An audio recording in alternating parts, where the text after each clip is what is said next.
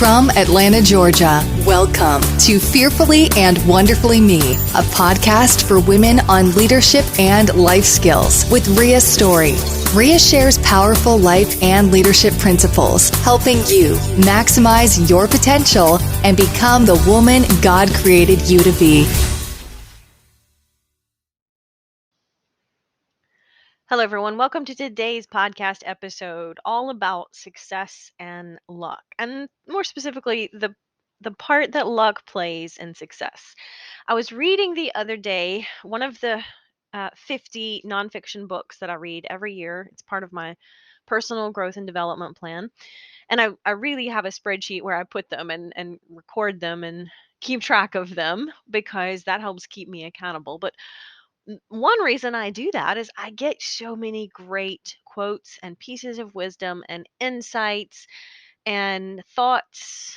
And that helps me grow. That helps me learn, right? That changes the way I think. If I just get one great quote from every book or one key point from every book, that's 50 quotes or pieces of information that can move me forward every year. And so, or 52.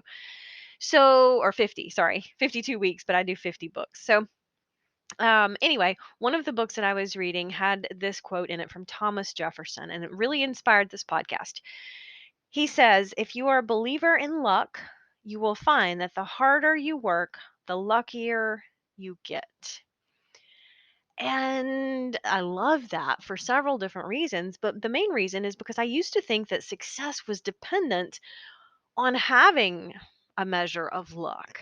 And then I realized that success isn't dependent on having luck. Luck is basically a lot of hard work and preparation and dedication and discipline. And when opportunities arise, if we've had the preparation and put the work in and developed ourselves, then we're ready to take advantage of the opportunities when they come. But if we're not prepared, it doesn't matter how many opportunities we get or how many opportunities we're lucky enough to get. If we're not prepared, they're not going to do us any good. So, for example, the way I can really see how this my paradigm has shifted in this is specifically with running and running marathons. And I've shared before, one of the reasons I do that is it drives so many important life lessons for me about personal growth and perseverance and I think every time I run a marathon I get something else out of it. And for me, discipline in one dimension of life helps me have discipline in other areas of my life. And so when I'm more disciplined about training and preparing for a marathon, I'm more disciplined about how I eat and what if I sleep. And it's kind of like you can't grow in one dimension without growing in other dimensions of life. So it's one of the things that helps me be a better me. And so there are some people who think running 26 miles is crazy, and and it very well may be for someone who's just in a different perspective or a different mindset. All that's relative to our own individual goals, right? Because the funny thing is I know people who would tell me running 26 miles for fun is crazy. And to me, that seems like a perfectly great way to spend a Saturday morning a couple times a year. But I was talking recently with someone and they were talking about doing 100-mile races. And I'm like, that's crazy. And it's all about our perspective, right? So, anyway, back to my point is I used to think that in training and leading up to a marathon, that I almost always have a goal time for myself these days. And I used to think that achieving that was all just a matter of luck, specifically luck in the weather. And I mean, there's no doubt that I run better when it's cooler, when it's cold, when it's downright cold outside, which is miserable for pretty much everything except running for me. But it just helps my breathing and I don't get as sweaty. And so I don't get as dehydrated. And so there's absolutely no doubt physiologically, my body just performs better when it's cold. And so I used to think, well, running a good marathon time is just, it's going to have to be cold that day.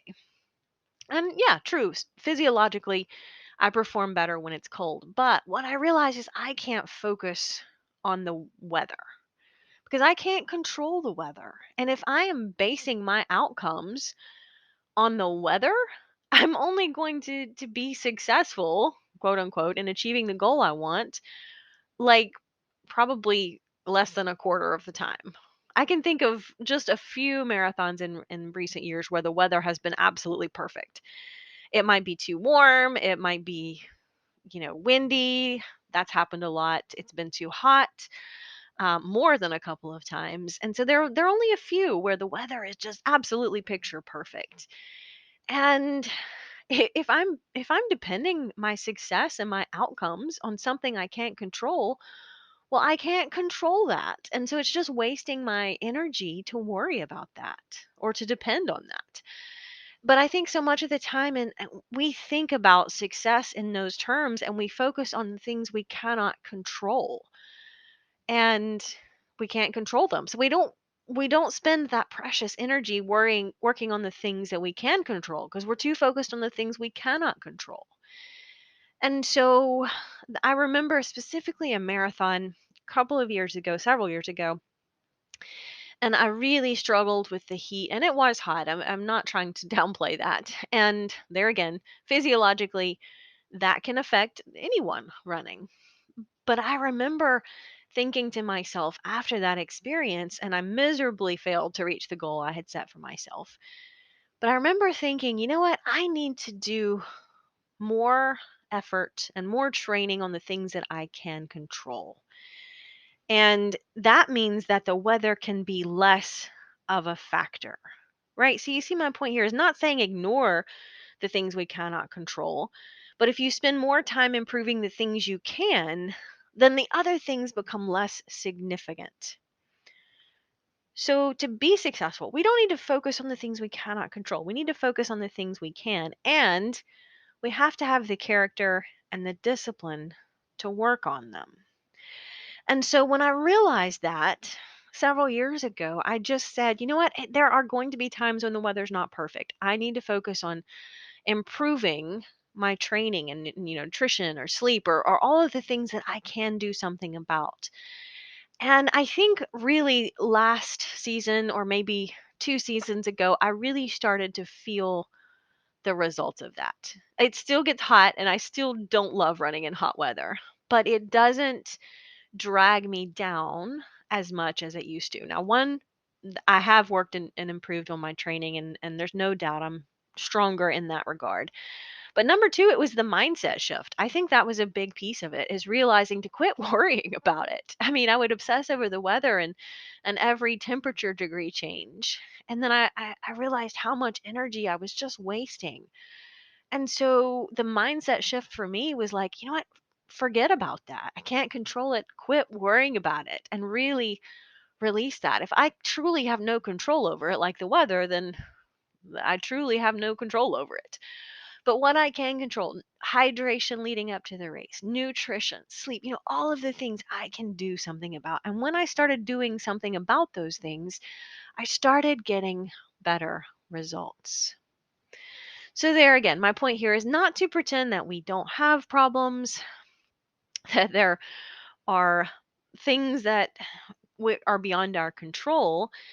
My point here is just back to Thomas Jefferson's quote: if we're believing that luck is determining the outcome, if we'll shift to working harder on the things that we can control, we'll find we have more luck, quote unquote, right? Or more opportunities to make the most of what we have. And that's where we see proactive people can be greatly successful, right? That's your advantage, is not worrying about the things that you cannot control. As a proactive person, you start to focus on what you can control. What are the things you can do? That's your advantage, because there's so many people out there who are blaming a lack of success on the things they cannot control, things they cannot do anything about. And that, by default, that puts us into a victim mindset. I can't do this because I can't achieve this because. And as long as we're blaming someone or something else for our lack of success, we're never going to be able to change that because we keep blaming someone or something else. In my situation, as long as I was going to blame the weather and tell myself, well, I'm never going to be a good runner in the heat, I had to quit telling myself that narrative and say, you know what? I need to stop. I need to stop with that mindset. I need to say, you know what? The heat's always going to be there, but what can I do to improve anyway? That's the mindset shift, right? That's the shift in a pattern of thinking that helps you overcome that limiting belief for me that said, I'm never going to be a great runner when it's hot. Well, I can be a better runner when it's hot. And maybe that's the shift, right? Is not worrying about perfection so much as improvement, progress. There again, bringing back our focus to what is within my control. And the more I did that, the luckier I got in marathons. Now, sure, there are still times when the weather is not your friend in marathon running. But there are so many other variables that I do have control over. And so yeah, maybe you're in a situation at work where there is somebody who is just constantly negative and that is creating a toxic culture for the team, and that's frustrating you, but you don't have any authority over that person, so you can't directly do anything about it. Well, you could spend lots of time and energy being frustrated, or you can just say, well, you know what, I can be positive in myself, and that's what I have control over. That's what I can do. A lot of times I use the analogy that I'm like, if you're planning a picnic for Saturday afternoon and it rains, you can't control that, but you can pack an umbrella. So sometimes it's just a little shift, sometimes it's a big shift, and sometimes we have to really work diligently to stay mindful of this, because I think we kind of have some defaults or some built-in triggers that have been created over time through circumstances and environment and the things that influenced us early in life. And so we almost have to work a little extra hard to overcome those things, but we can. We just have to be mindful about doing so, right? Keeping that front and center and retraining the brain in order to be more aware of that, so you can be more intentional about it. I read, I take me a minute to think about the author. Oh, it will come. John Osseroff, his book. I read his book recently, and he used the analogy. It's one of the. It might be the only thing that I really got out of the book, because there was um, not a lot of aha moments for me in the book, except this one. He used the analogy of when we try to change behavior or create a new habit, for example, that it's kind of like you drive down a dirt road and you might leave a little bit of a tire track if you do it once. But if you do it over and over and over again in the exact same spot, over time, you'll create these deep ingrained ruts in the road. And so he kind of uses that analogy to say if we want to make a behavior change or a habit change, if we just do it once, that's not going to leave much of an impression. But if we do it over and over and over again, we're creating a deeper rut, a more defined track, if you will. That's why it's so difficult to break out of habits, because if we've done them for a long time, we've already got a deeply defined rut there. It's hard to break out of that. It's hard to drive out of it if you're driving in the ruts, so to speak. And it's also a good reminder of why it's so easy to slip back into those habits, right? Because the rut is going to be there for a long time, and it's always very easy. Even if we manage to drive up out of them, it's very easy to slip off just a little bit and land right back in the rut, right? And so I loved that analogy because it really is a powerful analogy for changing our behavior and reminding us, hey, it's going to take some energy to get out of this rut, but I can do it over time. And over time, you can create new ruts. You can take, different directions, different paths.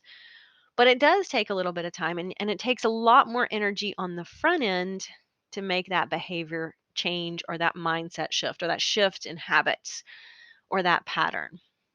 But it's absolutely possible. And at the end of the day, success doesn't start with luck. Success is about some of the non glamorous things like discipline and perseverance and hard work.